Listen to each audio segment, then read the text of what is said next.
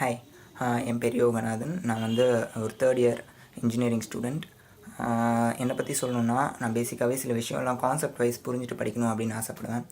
அந்த வகையில் இன்றைக்கி நான் உங்கள் கூட ஷேர் பண்ண நினைக்கிறது டிஜிட்டல் சிக்னல் ப்ராசஸிங். இந்த பேரை கேட்டாலே நிறைய பேர் வந்து பயப்படுவாங்க. இதுக்கு டிஜிட்டல் சிக்னல் ப்ராசஸிங் இல்லாமல் இன்னொரு பேரும் இருக்குது, அது உங்களுக்கே என்னன்னு தெரியும். ஓகே, இது வந்து நான் இந்த மாதிரி பண்ணுற ஃபர்ஸ்ட் வீடியோ இது. ஸோ டிஎஸ்பி அப்படின்னா என்ன, அதை பற்றி எப்படி ஈஸியாக புரிஞ்சுட்டு படிக்கிறது, அந்த மாதிரி ஒரு பேசிக் இன்சைட் தர மாதிரி ஒரு வீடியோ சீரிஸ் பண்ணலாம் அப்படின்னு சொல்லி ஆரம்பிச்சிருக்க ஃபர்ஸ்ட் வீடியோ இது. ஓகே, டிஎஸ்பி அப்படின்னா என்ன, டிஜிட்டல் சிக்னல் ப்ராசஸிங். இப்போ வந்து இன்ஜினியரிங் பொறுத்த வரைக்கும் நம்ம நிறையா பேப்பர்ஸ் படிப்போம், நிறைய சப்ஜெக்ட்ஸ் படிப்போம். ஃபர்ஸ்ட் வந்து என்னென்னா, எல்லாமே வந்து டிஸ்க்ரீட்டாக இருக்கும், ஒன்றும் ரிலேட் ஆகாத மாதிரி, எதுக்கு இதை படிக்கிறோம் எதுக்கு அதை படிக்கிறோம் அப்படின்னு தெரியாத மாதிரி ஃபோக்கஸ் பண்ணி படிக்கிறோம். என்ன பண்ணுறோம் அப்படின்னு புரிஞ்சுக்கிட்டால் எல்லாத்துக்கும் இருக்க ஒரு அண்டர்லைங் லிங்க் நம்மளுக்கு என்ன அப்படின்னு தெரியும். நம்மளுக்கு என்ன அப்படின்னு தெரியும். நான் வந்து ஐடி ஸ்டூடெண்ட். ஆக்சுவலாக எனக்கு இது முன்னாடி இருந்த பேப்பர் வந்து தேர்ட் செம்மில் அனலாக் அண்ட் டிஜிட்டல் கம்யூனிகேஷன். இப்போ டிஎஸ்பி அப்படின்னு பார்த்தா என்னென்னா ஒன்றுமே இல்லை, அனலாக் அண்ட் டிஜிட்டல் ஏடிசி அப்படிலாம் நம்ம ஏடிசி அப்படின்னு ஒரு காம்பனண்ட்டை பற்றி படிச்சிருக்கோம். ஐ மீன் அனலாக் டு டிஜிட்டல் கன்வெர்ட்டர் அப்படின்னு ஒரு காம்பனண்ட். அந்த காம்பனண்ட்டு தான் வந்து டிஎஸ்பியோட ஒரு என்ட்ரி பாயிண்ட், இல்லை அதுதான் வந்து டிஎஸ்பிக்கு ஒரு இன்புட் அப்படின்னு சொல்லலாம். ஏன்னா ப்ராசஸிங் நம்மளை சுற்றி நான் வந்து நிறைய டிஜிட்டல் டிவைசஸ் இருக்குது. ஆல்மோஸ்ட் எல்லா டிவைசஸுமே நம்மளை சுற்றி இருக்கிற எல்லா டிவைசஸுமே வந்து டிஜிட்டல். லைக் நம்ம கம்ப்யூட்டர், இப்போ நான் யூஸ் பண்ணுற ஃபோன் எல்லாமே வந்து டிஜிட்டல் டிவைசஸ். அதில் வந்து ஆனால் நம்ம ரியல் லைஃப் என்கர் பண்ணுற சிக்னல்ஸ் இப்போது வந்து சிக்னல்ஸ் அப்படின்னா என்னென்னு இப்போ கொஞ்சம் நேரத்தில் பார்ப்போம். இந்த அனலாக் சிக்னல்ஸை வந்து நம்ம எப்படி ஒரு டிஜிட்டல் கம்ப்யூட்டர் இல்லைனா ஒரு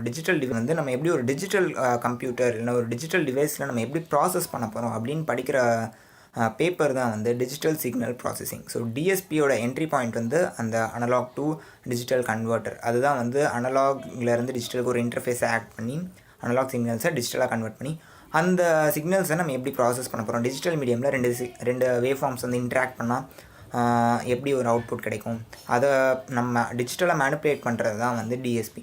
லாஸ்ட்டாக வந்து அந்த அவுட்புட்டை டிஎஸ்பியில் நம்ம பண்ணுற அவுட்புட்டை digital to analog converter use பண்ணி நம்ம மறுபடியும் அனலாக் அவுட்புட்டாக நம்ம எடுத்துருவோம்.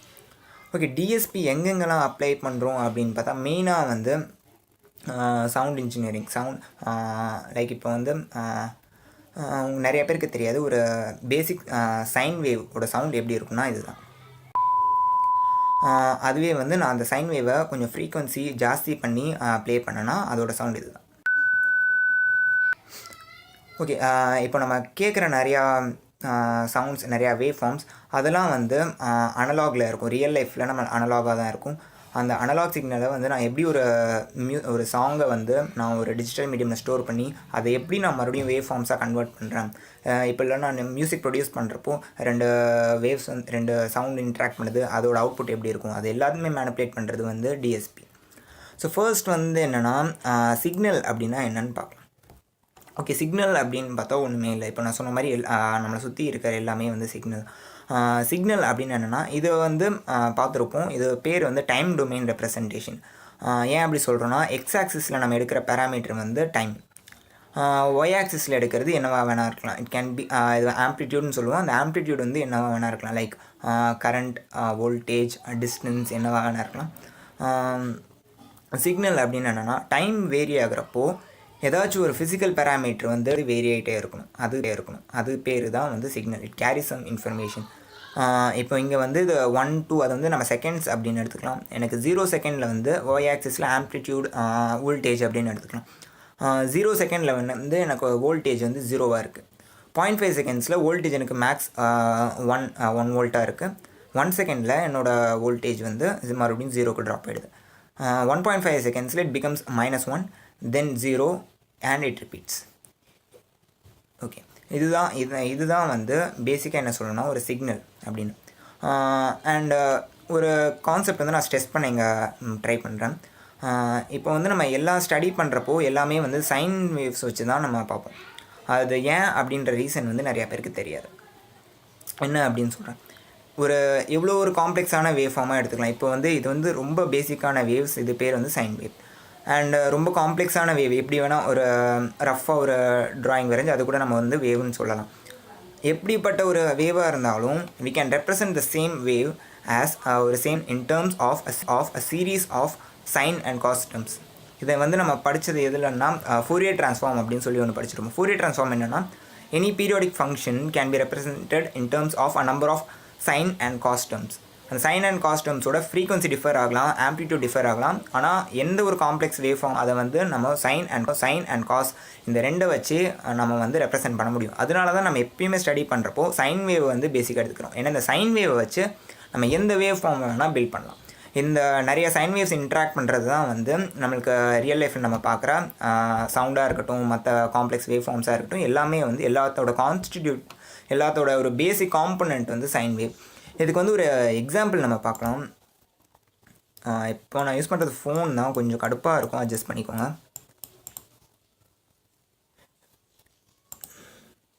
நீங்கள் வந்து கூகுளில் ஏதாச்சும் ஒரு ஃபங்க்ஷன் சர்ச் பண்ணிங்கன்னா கூடவே அதோட கிராஃப் வந்து நம்ம அதிலேயே நம்ம பார்க்கலாம்.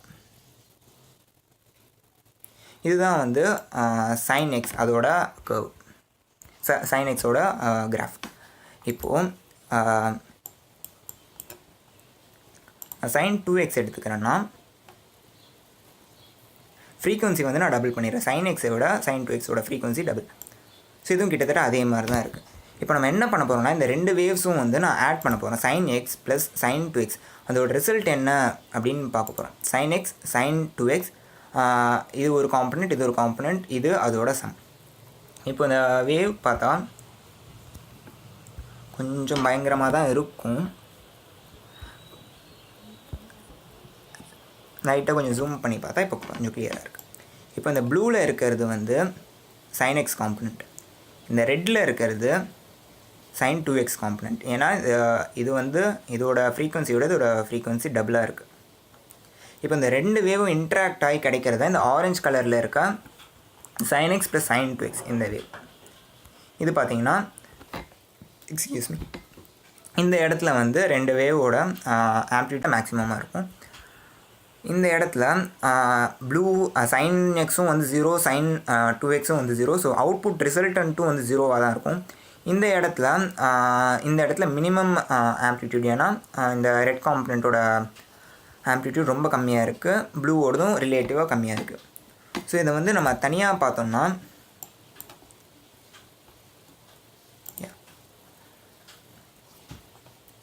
Sine x plus sine 2x நம்ம பார்த்த அந்த ரெண்டு வேவோட சம்மேஷன் மட்டும் என்ன அப்படின்னு பார்த்தா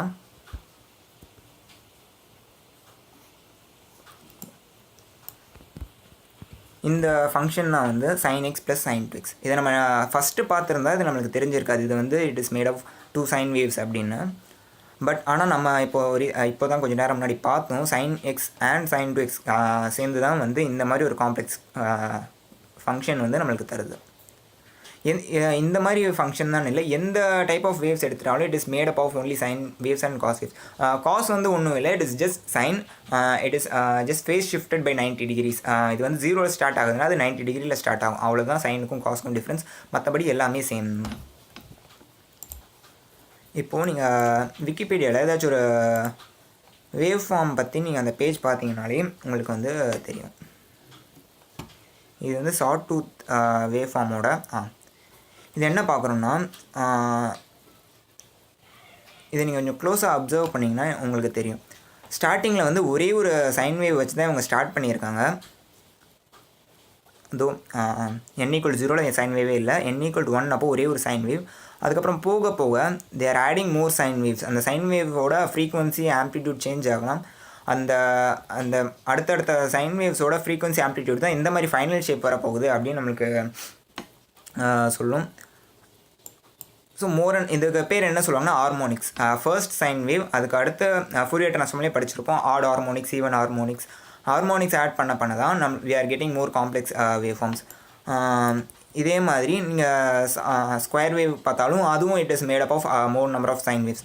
இங்கே என்ன ஒன்றுனா இப்போ நம்ம n=15 எடுத்ததுக்கே நம்ம அங்கங்கே பிளண்ட் எட்ஜஸ் வந்து நம்மளுக்கு இருக்குது. அவ்வளோ இது வந்து பர்ஃபெக்ட் சா அப்படின்னு சொல்ல முடியாது. பர்ஃபெக்ட் சா வேவ் நம்மளுக்கு கிடைக்கணும்னா we need infinite number of sine waves. அதோட ஆம்ப்ளிடியூட் கம்மியாகிட்டு ஒரு வேவ் ஃபார்மோட இன்னொரு ரெப்ரசன்டேஷன் என்னென்னா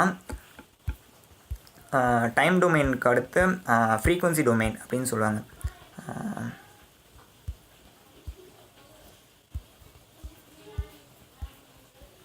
இதுதான் வந்து அதோட ஃப்ரீக்வன்சி டொமைன் ரெப்ரசன்டேஷன். ஃப்ரீக்வன்சி டொமைனில் என்னென்னா எந்தெந்த ஃப்ரீக்வன்சியில் அந்த வேவுக்கு அந்த சைன் வேவுக்கு என்ன ஆம்ப்ளிடியூட் அப்படின்னு சொல்கிறது தான் ஃப்ரீக்வன்சி டொமைன் ரெப்ரசன்டேஷன். எந்த ஒரு வேவ் ஃபார்மாக இருந்தாலும் it is made up of sine wave. So அந்த சைன் வேவோட எந்தெந்த சைன் வேவ்ஸ்லாம் தேவைப்படுது, எந்தெந்த ஃப்ரீக்வன்சி சைன் வேவ்ஸ் தேவைப்படுது, அதோட ஆம்ப்ளிடியூட் என்ன அப்படின்னு சொல்கிறது தான் ஃப்ரீக்வன்சி டொமைன் ரெப்ரசன்டேஷன். இப்போ நார்மல் சைன் வேவ் எடுத்துக்கிட்டு நான் 50 ஹெர்ட்ஸ் சைன் வேவ் அப்படின்னு எடுக்கிறேன்னா அதுக்கு 50 ஹெர்ட்ஸில் மட்டும் ஒரே ஒரு பீக் இருக்கும் அதோட ஆம்ப்ளிடியூட். பட் நான் அந்த இப்போ இதுக்கு முன்னாடி நம்ம பார்த்த example sin x + sin 2x அங்கே எடுத்தேன்னா ஒரு சைன் 50 ஹெர்ட்ஸ் வேவையும் 100 ஹெர்ட்ஸ் வேவ் இந்த ரெண்டுத்தையும் ஆட் பண்ணுறேன்னா எனக்கு 50 ஹெர்ட்ஸில் ஒரு ஸ்பைக்கும் 100 ஹெர்ட்ஸில் ஒரு ஸ்பைக்கும் இருக்கும். அந்த மாதிரி ரெப்ரசென்ட் பண்ணுறது தான் ஃப்ரீக்வன்சி டொமைன் ரெப்ரசன்டேஷன். ஆனால் நம்ம மோஸ்ட்டாக இது வந்து நான் உங்கள் நாலேஜ்க்கு தான் சொன்னேன், பட் இது அவ்வளோவா நம்ம யூஸ் பண்ண மாட்டோம். ஃப்ரீக்வன்சி டொமைன் ரெப்ரசன்டேஷன் மோஸ்ட்டாக நம்ம யூஸ் பண்ணுறது டைம் டொமைன் ரெப்ரசன்டேஷன். உங்கள் நாலேஜுக்கு தெரிஞ்சு வச்சுக்கோங்க, எந்த ஒரு வேவ் ஃபார்மாக இருந்தாலும் it is made up of a number of sine okay, let's get back to the topic DSP.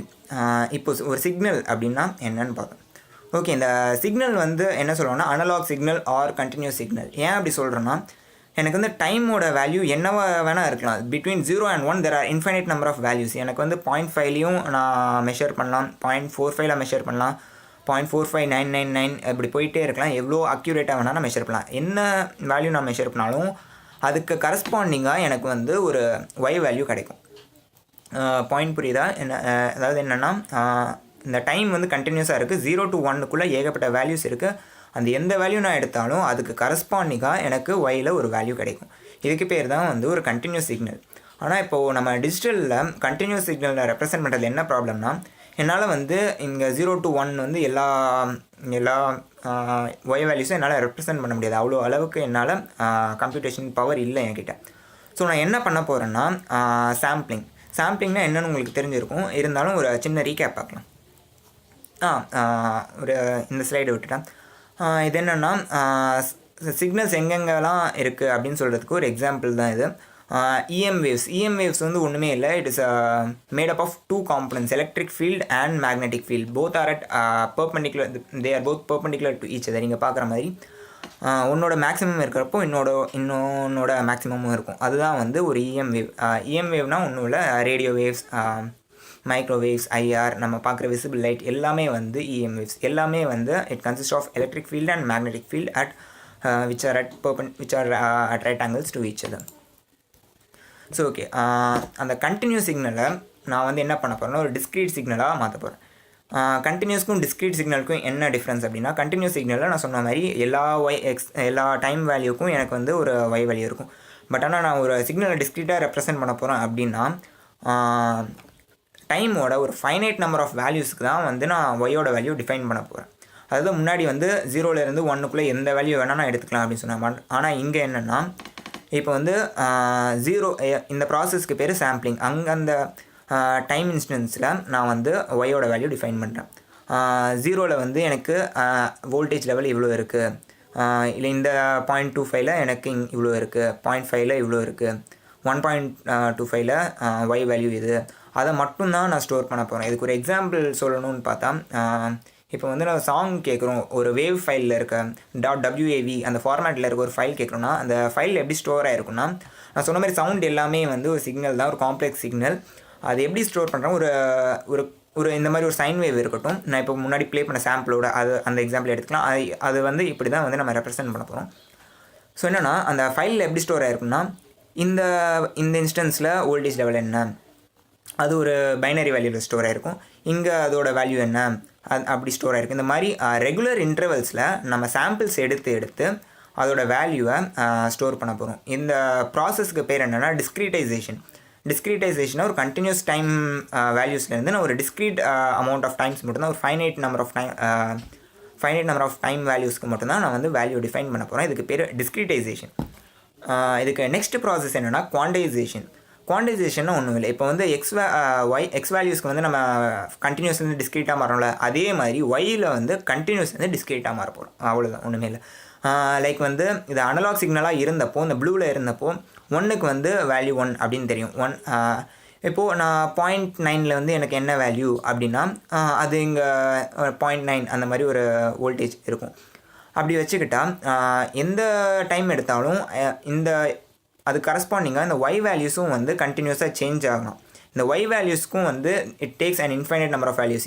இந்த ஜீரோவுக்கும் இந்த ஒன்னுக்குமே கூட இந்த ஜீரோவிலேருந்து இந்த ஒன்னுக்கும் நடுவுலையே வந்து we have infinite number of values. இந்த wave form can take any of these values. இந்த ரெட் டாட்ஸ் வந்து அதுக்கு கரஸ்பாண்டிங்கான Y value it can be it belongs to a set of infinite numbers.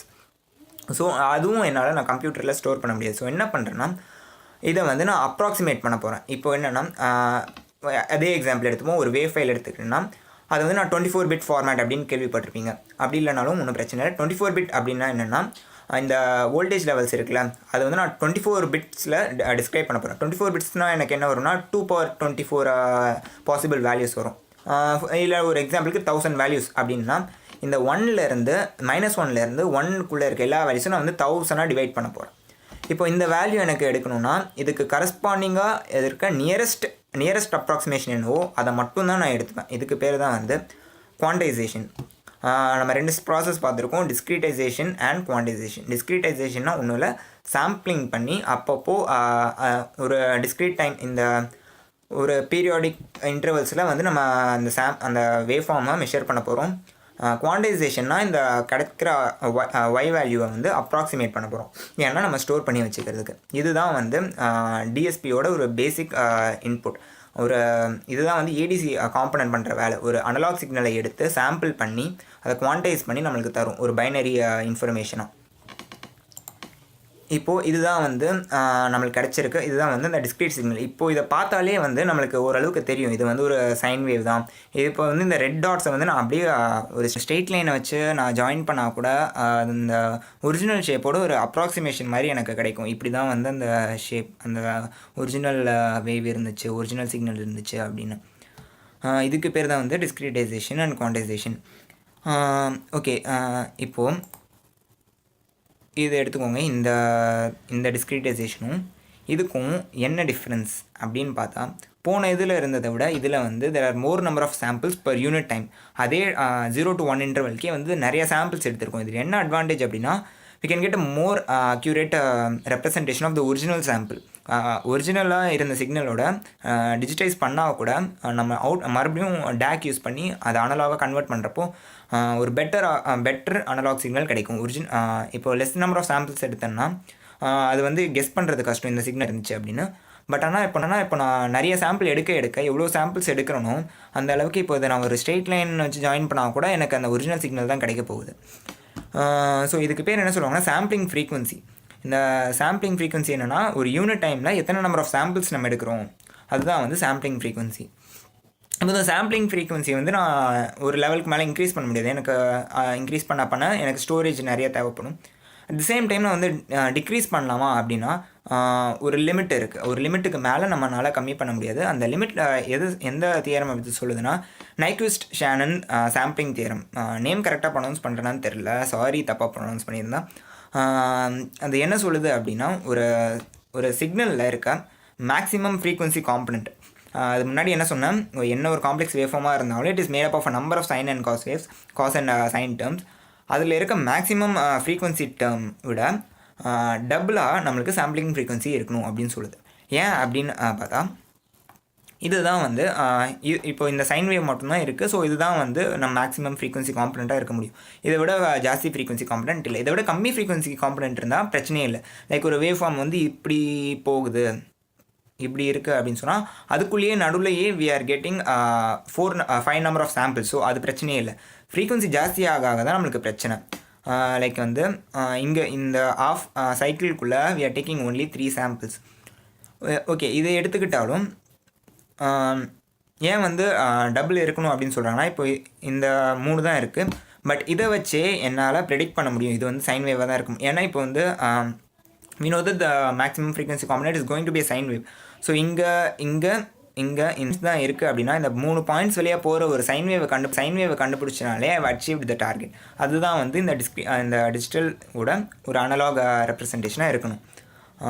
So அதுதான் வந்து நைக்விஸ்ட் ஷானன் சாம்பிளிங் தேர். இந்த 2 times the maximum ஃப்ரீக்வன்சியோட கம்மியாக போச்சுன்னா என்ன ஆகும் அப்படின்னு பார்த்தா அலியாசிங். நம்மளுக்கு வந்து ஹை ஃப்ரீக்வன்சி காம்பனண்ட்லாம் லாஸ் ஆகிடும். இப்போ வந்து இதுதான் என்னோடய வேவ். ஆனால் நான் இங்கே மட்டும்தான் நான் சாம்பிள் பண்ணுறேன் அப்படின்னா இந்த மேக்ஸிமம் ஆம்ப்ளிடியூட் போகிறத நம்ம ரெக்கார்டே பண்ணல, நம்மளுக்கு இந்த 3 பாயிண்ட்ஸ் தான் இருக்கும். ஸோ அது மொத்தமாகவே வந்து நம்ம 0 அப்படின்னு தான் நம்மளுக்கு டெடியூஸ் பண்ண முடியும்.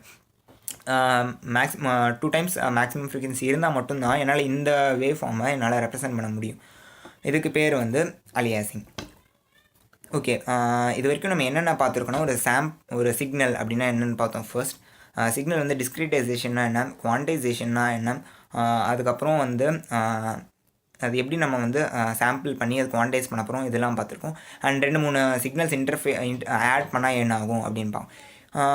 ஓகே, ஒரு அப்ளிகேஷன் நான் சொல்லணும்னு ஆசைப்பட்றேன். என்னென்னா, இப்போ நம்ம கேட்குற சவுண்ட் இருக்குல்ல, அதோட நம்ம ஹியூமனோட இயரிங் ரேஞ்ச் வந்து 20 Hz to 20,000 Hz. ஸோ நம்ம கேட்குற சாங்ஸ் எல்லாமே வந்து இந்த 20 to மேக்ஸிமம் 22,000 Hzல தான் வந்து இருக்கும். ஸோ நம்ம சாம்பிளிங் ரேட் வந்து நம்ம சாங்ஸில் எந்த ரேட்டில் சாம்பிள் பண்ணாங்கன்னா 44 Hz. இந்த ஃப்ரீக்வன்சி தான் வந்து நம்ம நார்மலாக